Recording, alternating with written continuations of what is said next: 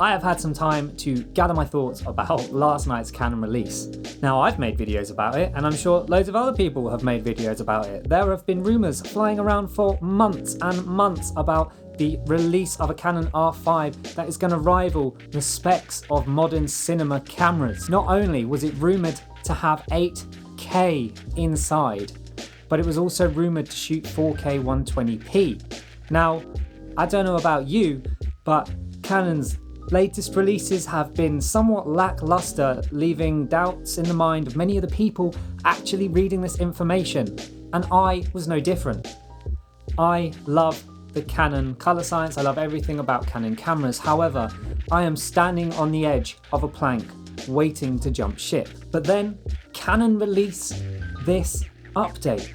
They start circulating these rumours, assumingly they're releasing them to generate the hype train, to fuel people into waiting a little bit longer before they jump ship to someone like Sony. Sony have had the A7 Mark III, the A7R4, both of those cameras out now for around about a year, 6 months per camera.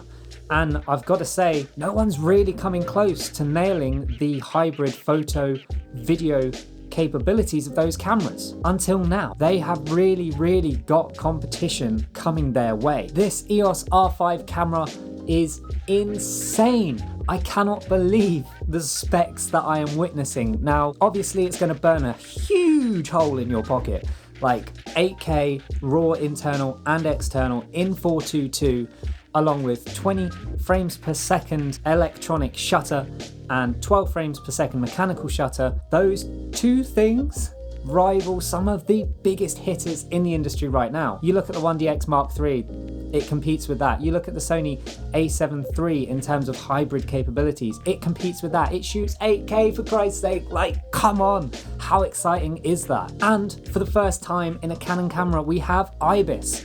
I'm super excited about that. I rely quite heavily on IS in my lenses at the moment because none of my cameras have IBIS. But if they're starting to introduce it, that could all change. Now, I'm not saying that I'm personally going to go for the R5 because it's probably going to be out of my price range for my use case. This also has a lot to do with the industry. The reason that people are getting excited about this camera is because it's one of the most important camera releases for over a decade. Finally, people are kicking other manufacturers off their horses in the same way that we used to see something like Intel and AMD boxing gloves off, punching each other in the face in the ring for the title of who makes the best CPU. The same thing with graphics cards.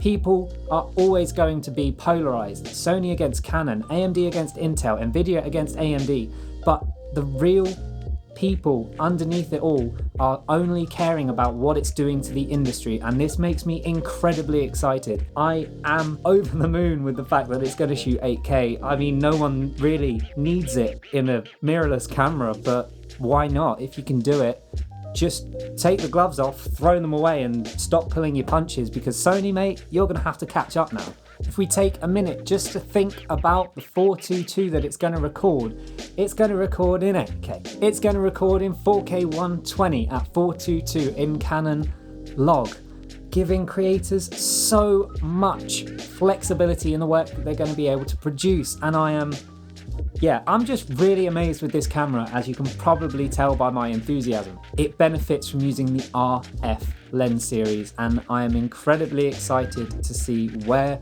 all of this is going in the coming years, because as a photographer, videographer, creator, YouTuber, filmmaker, whatever title that you want to put on yourself, you have to be excited about the development that is currently going on in the industry.